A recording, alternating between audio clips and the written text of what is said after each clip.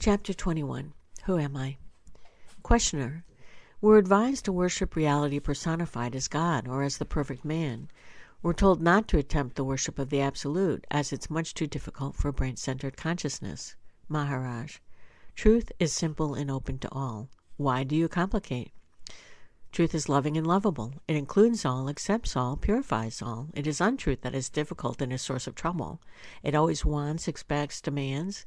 Being false, it's empty, always in search of confirmation and reassurance. It is afraid of and avoids enquiry. It identifies itself with any support, however weak and momentary. Whatever it gets, it loses and asks for more. Therefore, put no faith in the conscious. Nothing you can see, feel, or think is so. Even sin and virtue, merit and demerit, are not what they appear. Usually the bad and the good are a matter of convention and custom, and are shunned or welcomed according to how the words are used.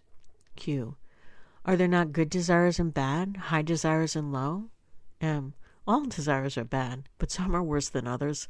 Pursue any desire, it will always give you trouble. Q. Even the desire to be free of desire? M. Why desire at all? Desiring a state of freedom from desire will not set you free. Nothing can set you free because you are free. See yourself with desireless clarity. That is all. Q. It takes time to know oneself. M. How can time help you? Time is a succession of moments. Each moment appears out of nothing and disappears into nothing, never to reappear. How can you build on something so fleeting? Q. What is permanent? M. Look to yourself for the permanent. Dive deep within and find what is real in you. Q. How to look for myself? M. Whatever happens, it happens to you. What you do, the doer is in you. Find the subject of all that you are as a person. Q. What else can I be? M. Find out. Even if I tell you that you are the witness, the silent watcher, it will mean nothing to you unless you find the way to your own being. Q. My question is how to find the way to one's own being. M.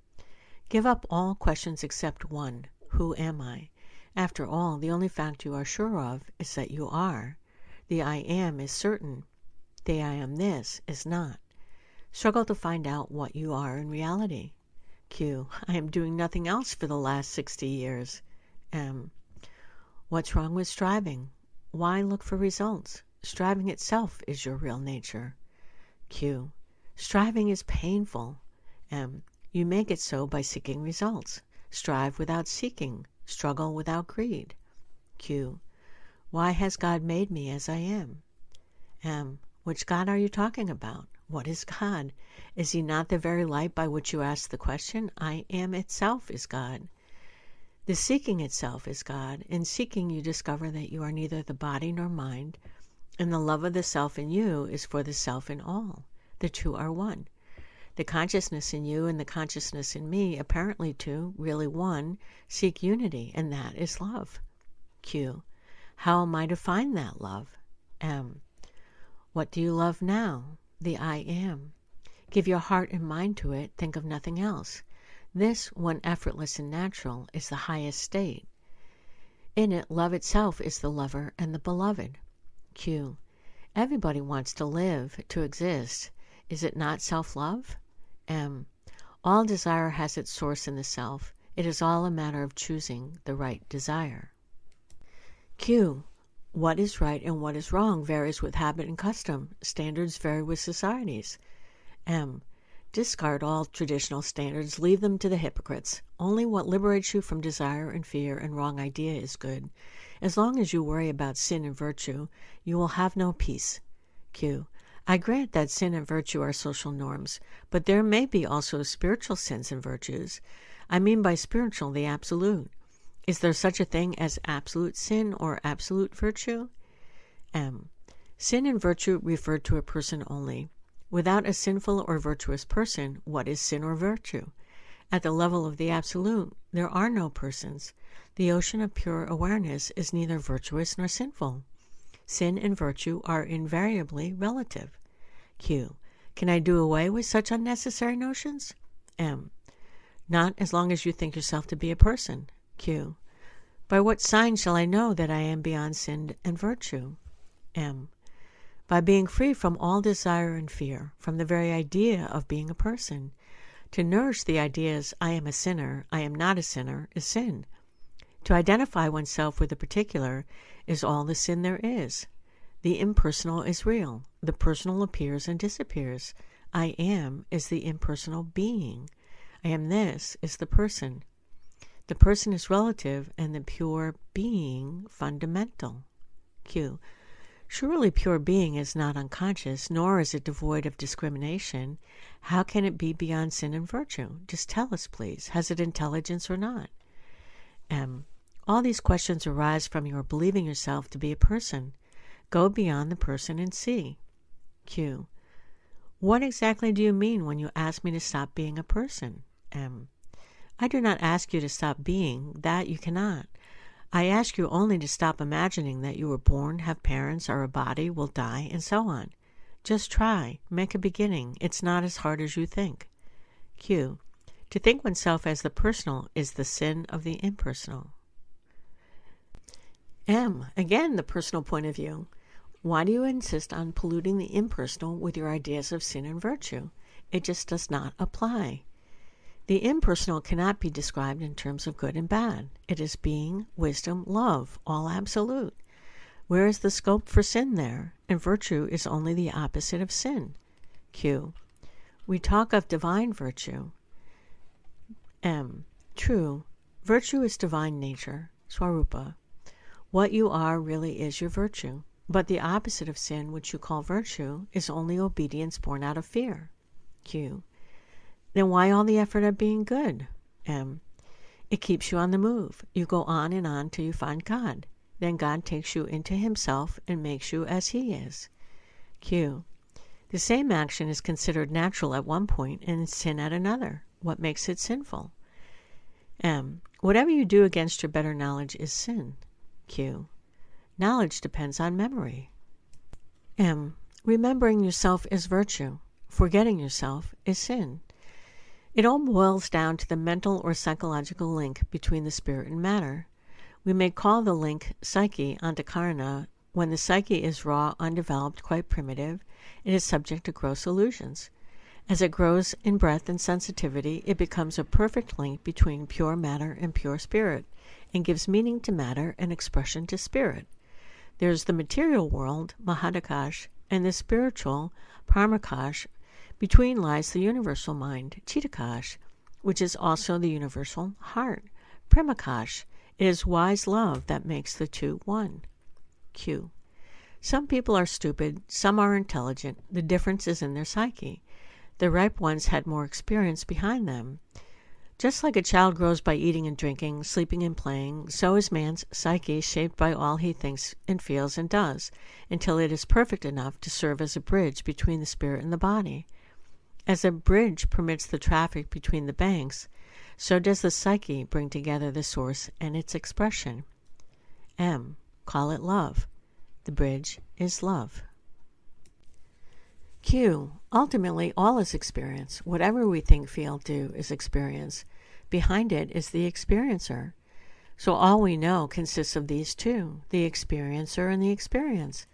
But the two are really one. The experiencer alone is the experience. Still, the experiencer takes the experience to be outside. In the same way the spirit and the body are one, they only appear as two. M. To the spirit there is no second. Q. To whom, then, does the second appear? It seems to me that duality is an illusion induced by the imperfection of the psyche. When the psyche is perfect, duality is no longer seen. M. You have said it. Q. Still, I have to repeat my very simple question. Who makes the distinction between sin and virtue? M. He who has a body sins with the body. He who has a mind sins with the mind. Q. Surely the mere possession of mind and body does not compel to sin.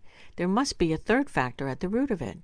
I come back again and again to this question of sin and virtue, because nowadays young people keep on saying that there is no such thing as sin, that one need not be squeamish, and should follow the moment's desire readily. They will accept neither tradition nor authority and can be influenced only by solid and honest thought. If they refrain from certain actions, it's through fear of police rather than by conviction. Undoubtedly, there's something in what they say, for we can see how our values change from place to place and time to time. For instance, killing in war is a great virtue today and may be considered a horrible crime next century. M. A man who moves with the earth will necessarily experience days and nights. He who stays with the sun will know no darkness. My world is not yours. As I see it, you are all on a stage performing. There's no reality about your comings and goings, and your problems are all so unreal. Q. We may be sleepwalkers or subject to nightmares. Is there nothing you can do? M.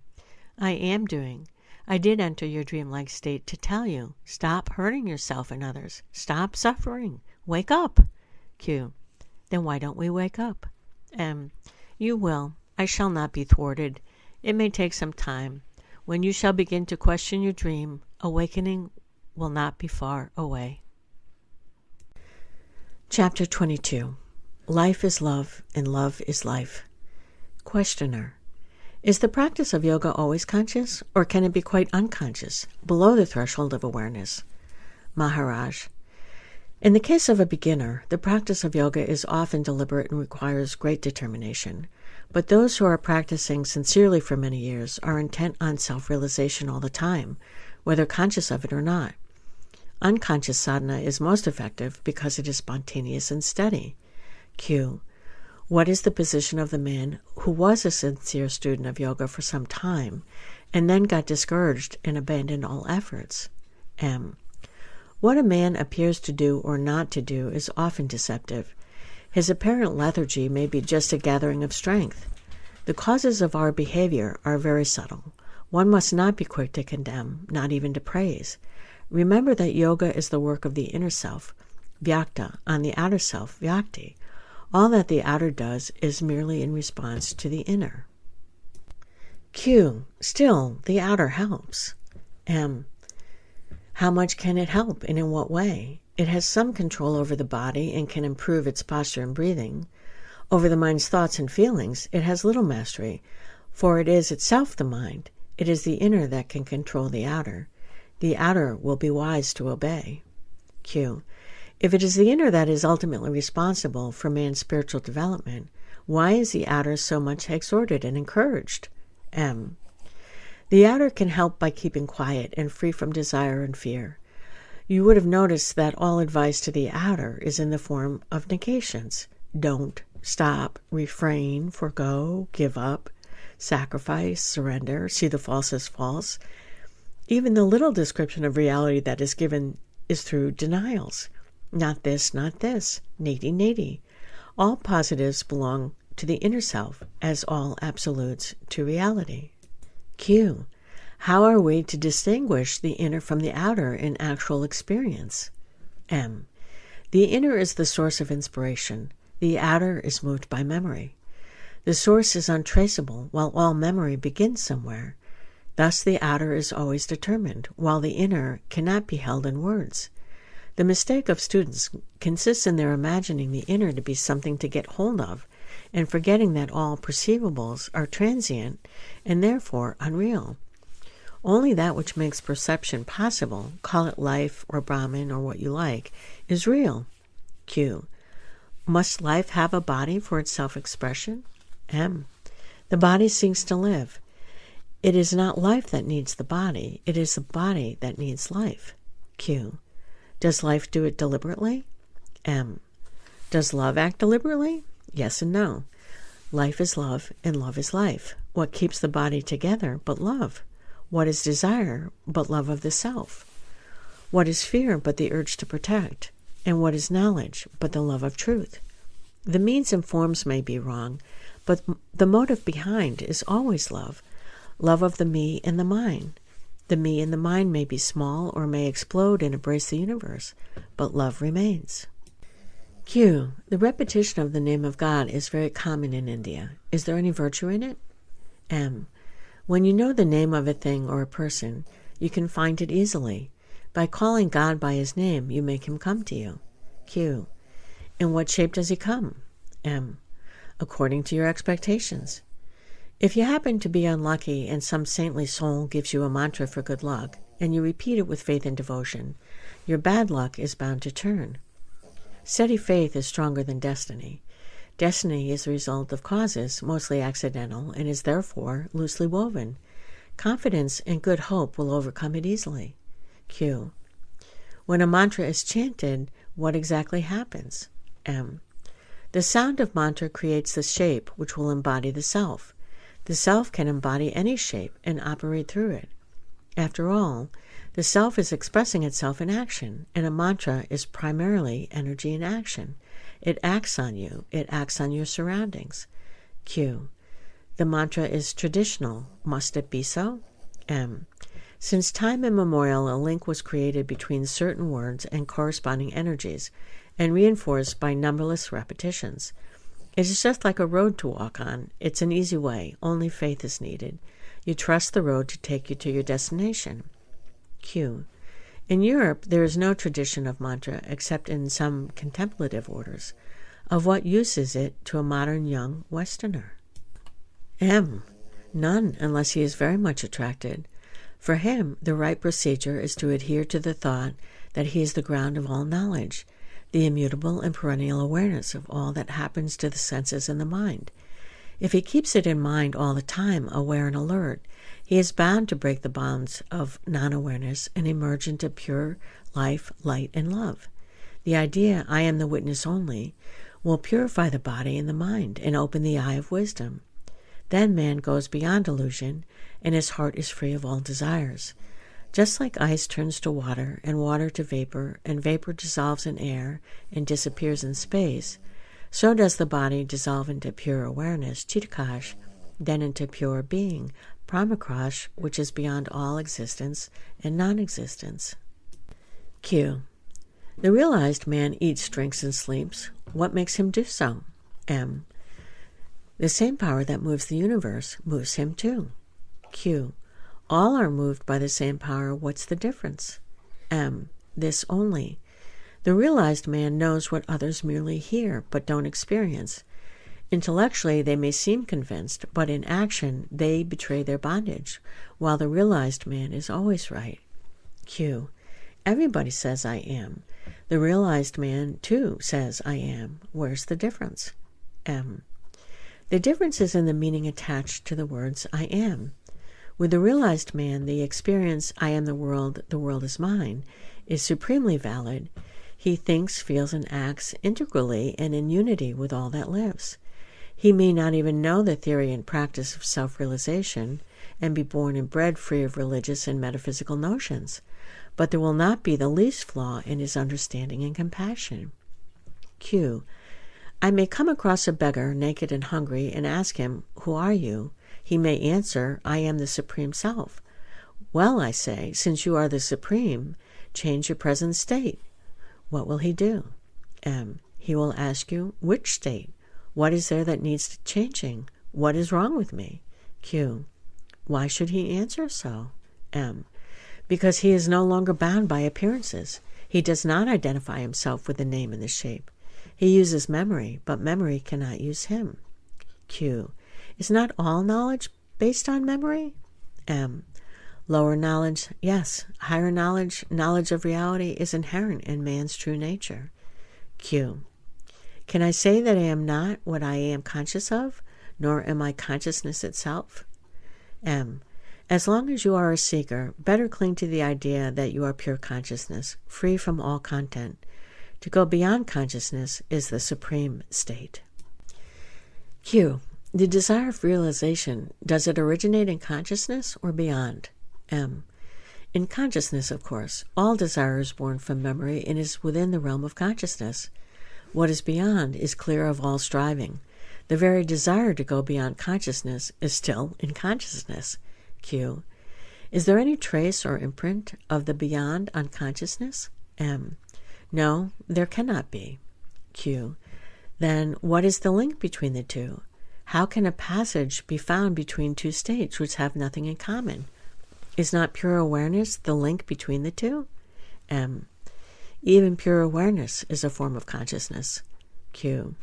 Then what is beyond? Emptiness? M. Emptiness again refers only to consciousness. Fullness and emptiness are relative terms. The real is really beyond. Beyond not in relation to consciousness, but beyond all relations of whatever kind. The difficulty comes with the word state. The real is not a state of something else. It is not a state of mind or consciousness or psyche, nor is it something that has a beginning and an end, being and not being. All opposites are contained in it, but it is not in the play of opposites. You must not take it to be the end of a transition. It is itself, after the consciousness, as much as no more. The words I am man or I am God have no meaning. Only in silence and in darkness can it be heard and seen. Chapter 23. Discrimination leads to detachment. Maharaj, you are all drenched, for it's raining hard. In my world it is always fine weather. There is no night or day, no heat or cold. No worries beset me, nor regrets. My mind is free of thoughts, for there are no desires to slave for. Questioner, are there two worlds? M. Your world is transient, changeful. My world is perfect, changeless. You can tell me what you like about your world. I shall listen carefully, even with interest. Yet not for a moment shall I forget that your world is not, that you are dreaming. Q. What distinguishes your world from mine? M. My world has no characteristics by which it can be identified. You can say nothing about it. I am my world. My world is myself. It is complete and perfect. Every impression is erased. Every experience rejected. I need nothing, not even myself. For myself I cannot lose. Q. Not even God? M. All these ideas and distinctions exist in your world. In mine there's nothing of the kind. My world is single and very simple. Q. Nothing happens there? M. Whatever happens in your world, only there it has validity, invokes responses. In my world, nothing happens. Q. The very fact of your experiencing your own world implies duality inherent in all experience. M. Verbally, yes. But your words don't reach me. Mine is a nonverbal world. In your world, the unspoken has no existence. In mine, the words and their contents have no being. In your world, nothing stays. In mine, nothing changes. My world is real, while yours is made of dreams. Q. Yet we are talking. M. The talk is in your world. In mine, there is eternal silence. My silence sings. My emptiness is full. I lack nothing. You cannot know my world until you are there. Q. It seems as if you are alone in your world. M. How can you say alone or not alone when words do not apply? Of course I am alone, for I am all. Q. Are you ever coming into our world? M. What is coming and going to me? These again are words. Whence am I to come from and where to go? Q. Of what use is your world to me? M. You should consider more closely your own world, examine it critically, and suddenly one day you will find yourself in mine. Q. What do we gain by it? M. You gain nothing. You leave behind what is not your own and find what you have never lost, your own being. Q. Who is the ruler of your world? M. There are no ruler and ruled here. There is no duality whatsoever. You are merely projecting your own ideas. Your scriptures and your gods have no meaning here. Q. Still, you have a name and shape, display consciousness and activity. M. In your world I appear so. In mine I have only being. Nothing else. You people are rich with your ideas of possession, of quantity and quality. I am completely without ideas. Q. In my world there is disturbance, distress, and despair. You seem to be living on some hidden income, while I must slave for a living. M. Do as you please. You are free to leave your world for mine. Q. How is the crossing done? M. See your world as it is, not as you imagine it to be. Discrimination will lead to detachment. Detachment will ensure right action. Right action will build the inner bridge to your real being. Action is a proof of earnestness. Do what you're told diligently and faithfully, and all obstacles will dissolve. Q. Are you happy? M. In your world, I would be most miserable. To wake up, to eat, to talk, to sleep again, what a bother. Q.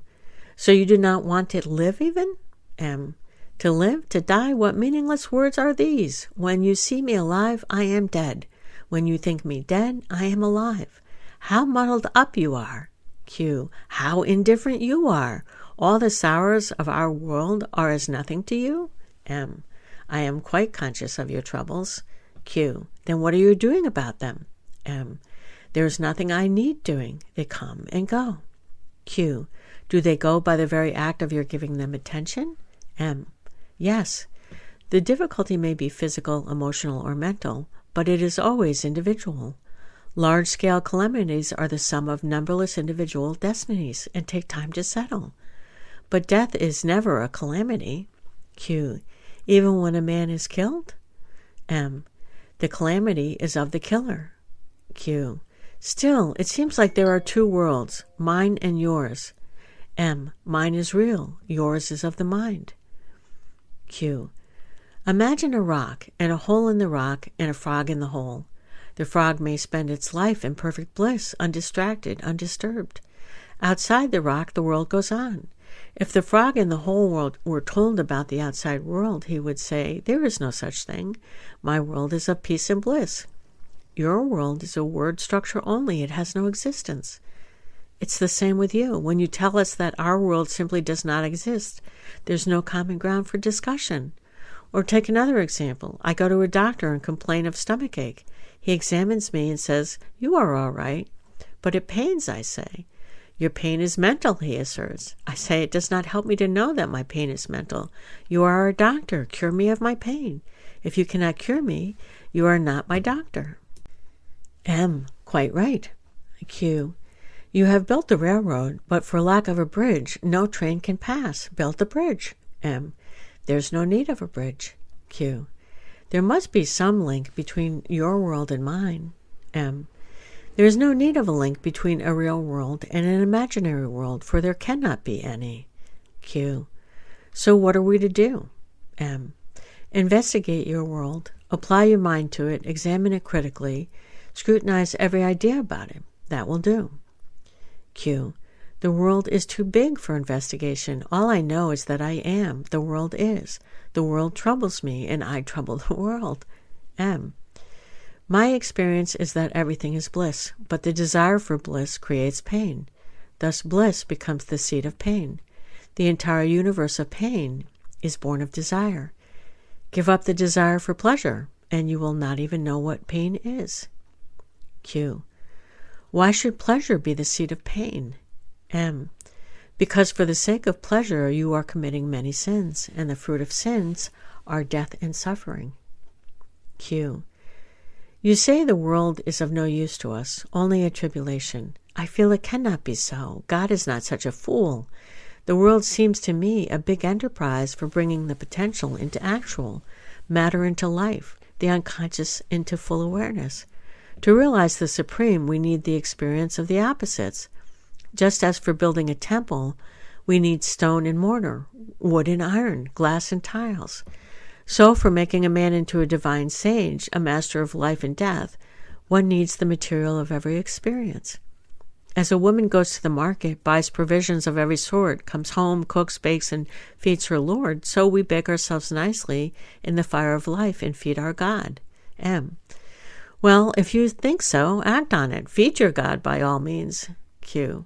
A child goes to school and learns many things, which will be of no use to it later, but in the course of learning it grows.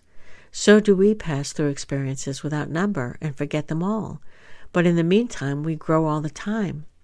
And what is a Gnani but a man with a genius for reality? This world of mine cannot be an accident. It makes sense. There must be a plan behind it. My God has a plan. M. If the world is false, then the plan and its creator are also false. Q. Again, you deny the world. There's no bridge between us. M. There is no need of a bridge. Your mistake lies in your belief that you are born. You were never born, nor will you ever die, but you believe that you were born at a certain date and place and that a particular body is your own. Q. The world is. I am. These are facts. M. Why do you worry about the world before taking care of yourself? You want to save the world, don't you? Can you save the world before saving yourself? And what means being saved? Saved from what? From illusion. Salvation is to see things as they are. I really do not see myself related to anybody and anything, not even to a self. Whatever that self may be, I remain forever undefined. I am within and beyond, intimate and unapproachable. Q. How did you come to it? M. By my trust in my guru. He told me, you alone are, and I did not doubt him. I was merely puzzling over it until I realized that it is absolutely true. Q. Conviction by repetition? M. By self-realization. I found that I am conscious and happy absolutely, and only by mistake I thought I owed being consciousness bliss to the body in the world of bodies. Q. You are not a learned man. You have not read much, and what you read or heard did perhaps not contradict itself. I am fairly well educated and have read a lot, and I found those books and teachers contradict each other hopelessly.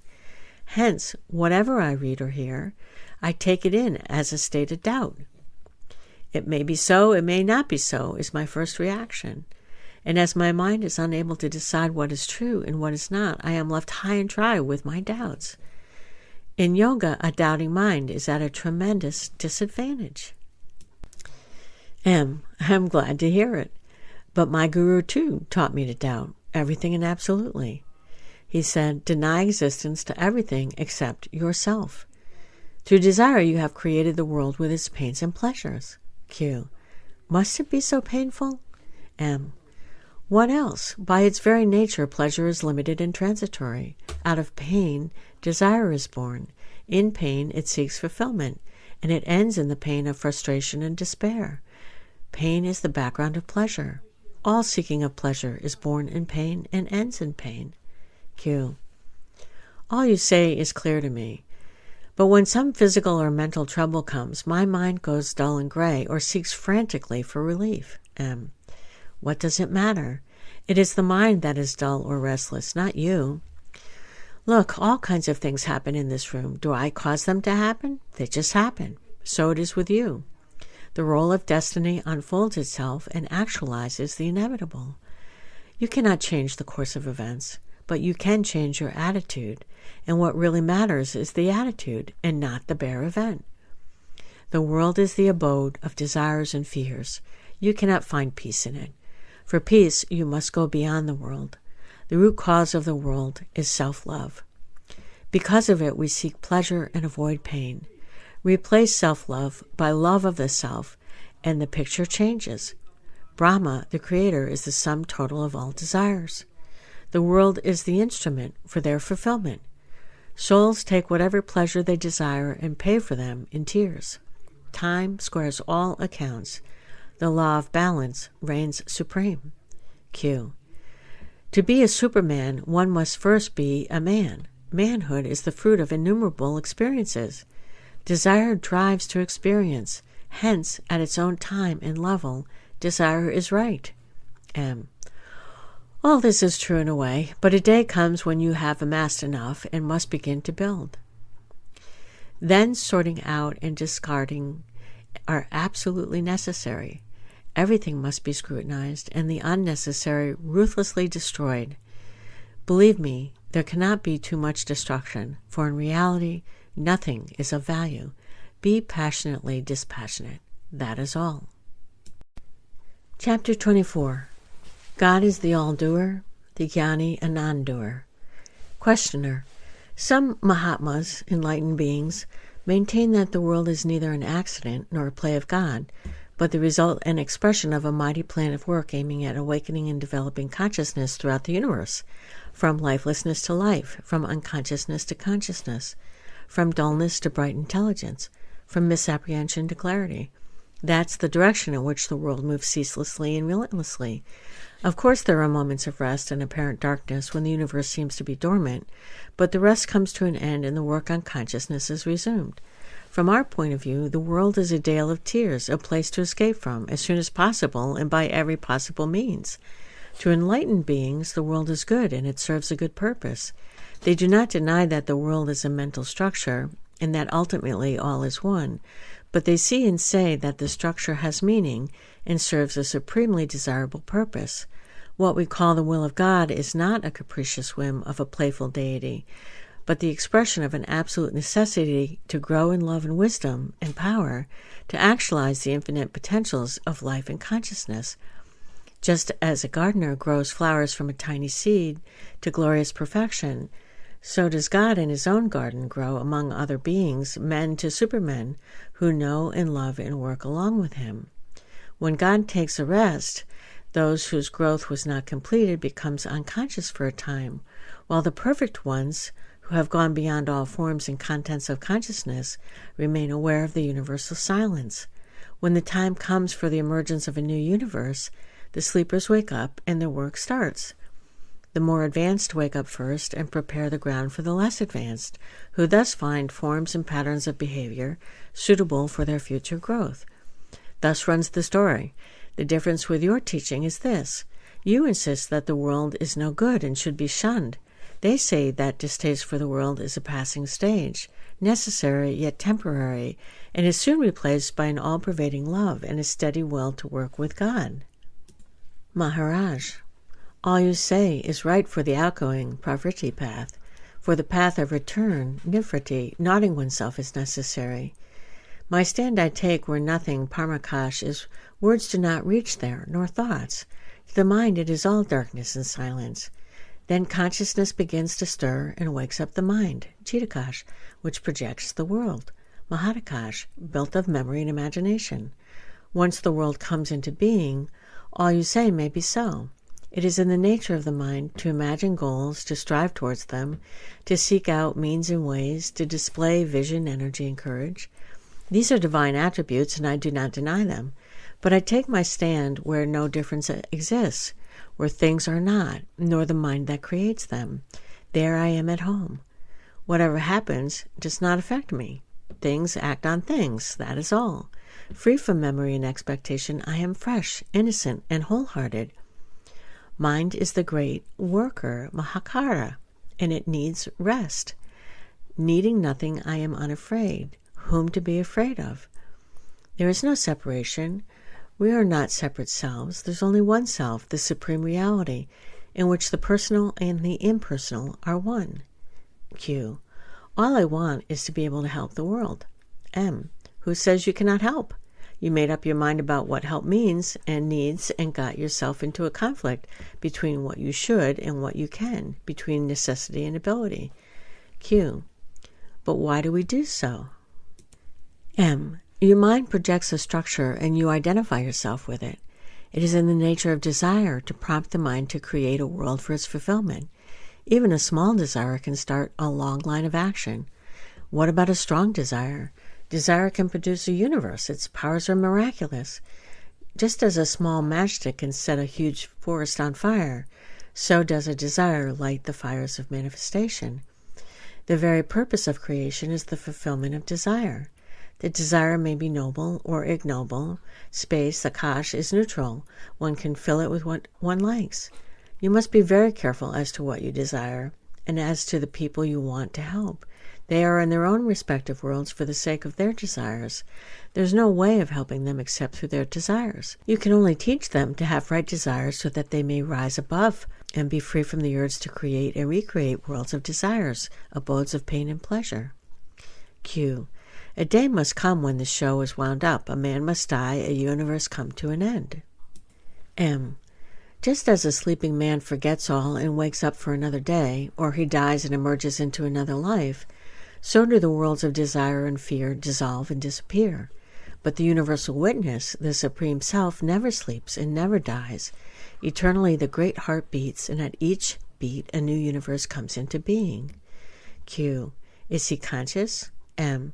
He is beyond all that the mind can conceive. He is beyond being and not being. He is the yes and no to everything, beyond and within, creating and destroying, unimaginably real. Q. God and the Mahatma, enlightened being, are they one or two? M. They are one. Q. There must be some difference. M. God is the all-doer. The Gnani is a non-doer.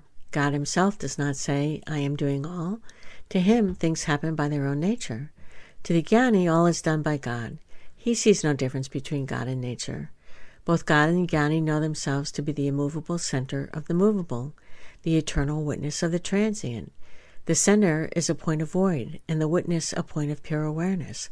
They know themselves to be as nothing, therefore nothing can resist them. Q. How does this look and feel in your personal experience? M. Being nothing, I am all. Everything is me, everything is mine. Just as my body moves by my mere thinking of the movement, so do things happen as I think of them. Mind you, I do nothing, I just see them happen. Q. Do things happen as you want them to happen, or do you want them to happen as they happen? M. Both. I accept and am accepted. I am all, and all is me. Being the world, I am not afraid of the world. Being all, what am I to be afraid of? Water is not afraid of water, nor fire of fire. Also, I am not afraid because I am nothing that can experience fear or can be in danger. I have no shape or name. It is attachment to a name and shape that breeds fear. I am not attached. I am nothing. And nothing is afraid of no thing. On the contrary, everything is afraid of the nothing. For when a thing touches nothing, it becomes nothing. It's like a bottomless well. Whatever falls into it disappears. Q. Isn't God a person? M. As long as you think yourself to be a person, he too is a person. When you are all, you see him as all. Q. Can I change facts by changing attitude? M. The attitude is the fact. Take anger. I may be furious, pacing the room up and down. At the same time, I know what I am, a center of wisdom and love, an atom of pure existence. All subsides and the mind merges into silence. Q. Still you are angry sometimes. With whom am I to be angry, and for what? Anger came and dissolved on my remembering myself. It's all a play of gunas, qualities of cosmic matter. When I identify myself with them, I am their slave. When I stand apart, I am their master. Q. Can you influence the world by your attitude? By separating yourself from the world, you lose all hope of helping it. M. How can it be? All is myself. Can't I help myself? I do not identify myself with anybody in particular, for I am all, both the particular and the universal. Q. Can you then help me, the particular person? M. But I do help you always, from within. Myself and yourself are one. I know it, but you don't. That is all the difference, and it cannot last. Q. How do you help the entire world? M. Gandhi is dead, yet his mind pervades the earth. The thought of a Gnani pervades humanity and works ceaselessly for good. Being anonymous, coming from within, it's the more powerful and compelling. That is how the world improves, the inner aiding and blessing the outer. When a Gnani dies, he is no more, in the same sense in which a river is no more when it merges in the sea. The name, the shape are no more, but the water remains and becomes one with the ocean. When a Gnani joins the universal mind, all his goodness and wisdom become the heritage of humanity and uplift every human being. Q. We are attached to our personality, our individuality, our being unlike others we value very much. You seem to denounce both as useless. You're unmanifested. Of what use is it to us? M. Unmanifested, manifested, individuality, personality, nirguna, saguna, vyakta, vyakti. All these are mere words, points of view, mental attitudes. There's really no reality in them. The real is experienced in silence. You cling to personality, but you are conscious of being a person only when you're in trouble. When you're not in trouble, you do not think of yourself. Q. You did not tell me the uses of the unmanifested. M. Surely you must sleep in order to wake up. You must die in order to live. You must melt down to shape anew. You must destroy to build, annihilate before creation. The Supreme is the universal solvent. It corrodes every container, burns through every obstacle. Without the absolute denial of everything, the tyranny of things would be absolute. The Supreme is the great harmonizer, the guarantee of the ultimate and perfect balance of life and freedom. It dissolves you and thus reasserts your true being. It is all well on its own level, but how does it work in daily life? The daily life is a life of action. Whether you like it or not, you must function. Whatever you do for your own sake accumulates and becomes explosive. One day it goes off and plays havoc with you in your world. When you deceive yourself that you work for the good of all, it makes matters worse, for you should not be guided by your own ideas of what is good for others. A man who claims to know what is good for others is dangerous. Q. How is one to work then? M. Neither for yourself nor for others, but for the work's own sake. A thing worth doing is its own purpose and meaning. Make nothing a means to something else. Bind not. God does not create one thing to serve another. Each is made for its own sake. Because it is made for itself, it does not interfere. You are using things and people for purposes alien to them, and you play havoc with the world and yourself. Q. Our real being is all the time with us, you say. How is it that we do not notice it? M. Yes, you are always the supreme, but your attention is fixed on things, physical or mental. When your attention is off a thing and not yet fixed on another, in the interval you are pure being. When through the practice of discrimination and detachment, viveka, vairagya, you lose sight of sensory and mental states, pure being emerges as the natural state. Q. How does one bring to an end this sense of separateness? M. By focusing the mind on I am, on the sense of being I am so-and-so dissolves. I am a witness only remains, and that too submerges in I am all. Then the all becomes the one, and the one, yourself, not to be separate from me. Abandon the idea of a separate I, and the question of whose experience will not arise. Q. You speak from your own experience. How can I make it mine? M. You speak of my experience as different from your experience because you believe we are separate, but we are not. On a deeper level, my experience is your experience. Dive deep within yourself, and you will find it easily and simply. Go in the direction of I am. Chapter 25. Hold on to I am. Questioner. Are you ever glad or sad? Do you know joy and sorrow? Maharaj. Call them as you please. To me they are states of mind only, and I am not the mind. Q. Is love a state of mind? M. Again, it depends what you mean by love. Desire is, of course, a state of mind, but the realization of unity is beyond mind. To me, nothing exists by itself. All is the self. All is myself. To see myself in everybody and everybody in myself most certainly is love. Q. When I see something pleasant, I want it. Who exactly wants it, the self or the mind? M. The question is wrongly put. There is no who. There is desire, fear, anger, and the mind says, this is me, this is mine. There is no thing which could be called me or mine. Desire is a state of the mind, perceived and named by the mind. Without the mind perceiving and naming, where is desire? Q. But is there such a thing as perceiving without naming? M. Of course, naming cannot go beyond the mind, while perceiving is consciousness itself. Q. When somebody dies, what exactly happens? M. Nothing happens. Something becomes nothing. Nothing was, nothing remains. Q. Surely there's a difference between the living and the dead. You speak of the living as dead and of the dead as living. M. Why do you fret at one man dying and care little for the millions dying every day? Entire universes are imploding and exploding every moment. Am I to cry over them? One thing is quite clear to me. All that is, lives and moves and has its being in consciousness, and I am in and beyond that consciousness. I am in it as the witness. I am beyond it as being.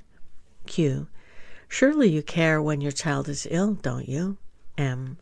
I don't get flustered. I just do the needful. I do not worry about the future.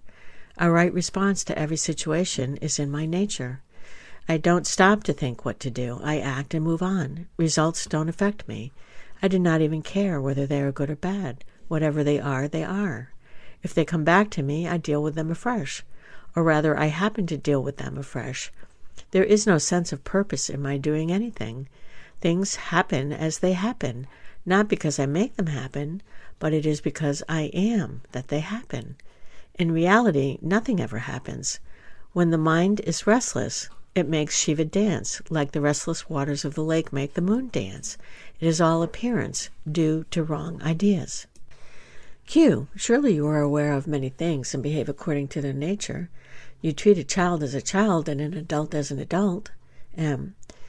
Just as the taste of salt pervades the great ocean and every single drop of seawater carries the same flavor, so every experience gives me the touch of reality, the ever-fresh realization of my own being. Q.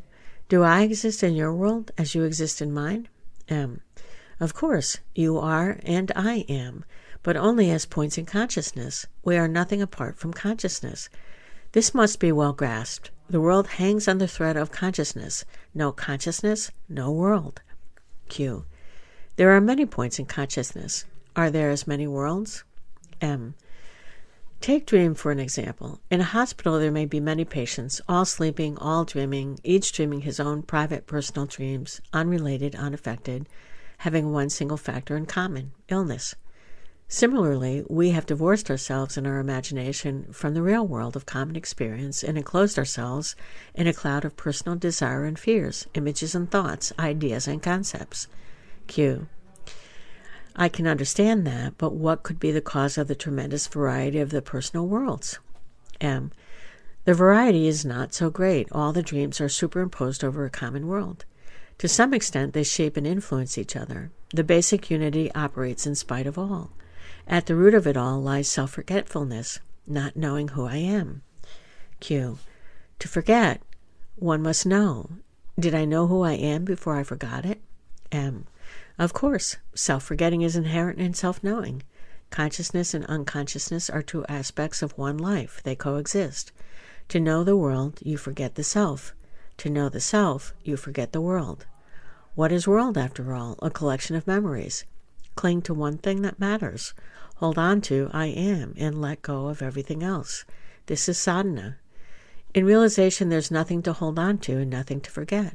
Everything is known. Nothing is remembered. Q. What is the cause of self-forgetting? M. There is no cause because there is no forgetting. Mental states succeed one another and each obliterates the previous one. Self-remembering is a mental state and self-forgetting is another. They alternate like day and night. Reality is beyond both. Q. Surely there must be a difference between forgetting and not knowing. Not knowing needs no cause. Forgetting presupposes previous knowledge and also the tendency or ability to forget. I admit I can't inquire into the reason for not knowing, but forgetting must have some ground. M. There's no such thing as not knowing. There is only forgetting. What is wrong with forgetting? It is simple to forget as to remember. Q. Is it not a calamity to forget oneself? M. As bad as to remember oneself continuously. There is a state beyond forgetting and not forgetting, the natural state. To remember, to forget, these are all states of mind, thought-bound, word-bound. Take, for example, the idea of being born. I'm told I was born. I do not remember. I'm told I shall die. I do not expect it. You tell me I have forgotten or I lack imagination, but I just cannot remember what never happened, nor expect the patently impossible. Bodies are born and bodies die, but what is it to me? Bodies come and go in consciousness, and consciousness itself has its roots in me. I am life, and mine are mind and body. Q. You say at the root of the world is self-forgetfulness. To forget, I must remember. What did I forget to remember? I have not forgotten that I am. M. This I am, too, may be a part of the illusion. Q. How can it be? You cannot prove to me that I am not. Even when convinced that I am not, I am. M. Reality can neither be proved nor disproved. Within the mind you cannot. Beyond the mind you need not. In the real, the question what is real does not arise. The manifested saguna and unmanifested nirguna are not different. Q. In that case, all is real. M. I am all. As myself, all is real. Apart from me, nothing is real. Q. I do not feel that the world is the result of a mistake. M. You may say so only after a full investigation, not before. Of course, when you discern and let go all that is unreal, what remains is real. Q. Does anything remain? M. The real remains, but don't be misled by words. Q. Since time immemorial, during innumerable births, I build and improve and beautify my world. It's neither perfect nor unreal. It's a process. M. You are mistaken. The world has no existence apart from you. At every moment, it's but a reflection of yourself. You create it, you destroy it. Q. And build it again, improved. M. To improve it, you must disprove it. One must die to live. There is no rebirth except through death. Q. Your universe may be perfect. My personal universe is improving. M. Your personal universe does not exist by itself. It's merely a limited and distorted view of the real. It is not the universe that needs improving, but your way of looking. Q. How do you view it? M. It is a stage on which a world drama is being played. The quality of the performance is all that matters, not what the actors say and do, but how they say and do it. Q. I do not like this Leela play idea. I would rather compare the world to a workyard in which we are the builders. M. You take it too seriously. What's wrong with play? You have a purpose only as long as you are not complete, Purna. Till then, completeness, perfection, is the purpose. But when you are complete in yourself, fully integrated within and without, then you enjoy the universe. You do not labor at it. To the disintegrated, you may seem working hard, but that is their illusion. Sportsmen seem to make tremendous efforts, yet their sole motive is to play and display. Q. Do you mean to say that God is just having fun, that he's engaged in purposeless action? M. God is not only true and good, he is also beautiful. Satyam Shivam Samdaram. He creates beauty for the joy of it. Q. Well, then beauty is his purpose. M. Why do you introduce purpose? Purpose implies movement, change, a sense of imperfection. God does not aim at beauty. Whatever he does is beautiful. Would you say that a flower is trying to be beautiful? It's beautiful by its very nature. Similarly, God is perfection itself, not an effort at perfection. Q. The purpose fulfills itself in beauty. M. What is beautiful? Whatever is perceived blissfully is beautiful. Bliss is the essence of beauty. Q. You speak of Satchidananda. That I am is obvious. That I know is obvious. That I am happy is not at all obvious. Where has my happiness gone? M. Be fully aware of your own being, and you will be in bliss consciously. Because you take your mind off yourself and make it dwell on what you are not, you lose your sense of well-being, of being well. Q. There are two paths before us, the path of effort, Yoga Marg, and the path of ease, Bhoga Marg. Both lead to the same goal, liberation. M. Why do you call Bhoga a path? How can ease bring you perfection? Q. The perfect renouncer, yogi, will find reality. The perfect enjoyer, bhogi, also will come to it. M. How can it be? Aren't they contradictory? Q. The extremes meet. To be a perfect bhogi is more difficult than to be a perfect yogi. I'm a humble man and can't venture judgments of value. Both the yogi and the bhogi, after all, are concerned with the search for happiness. The yogi wants it permanent. The bhogi is satisfied with the intermittent. Often, the bhogi strives harder than the yogi. M. What is your happiness worth when you have to strive and labor for it? True happiness is spontaneous and effortless. Q. All beings seek happiness. Only the means differ. Some seek it within and are therefore called yogis. Some seek it without and are condemned as bhogis. Yet they need each other. M. Pleasure and pain alternate. Happiness is unshakable. What you can seek and find is not the real thing. Find what you have never lost. Find the inalienable.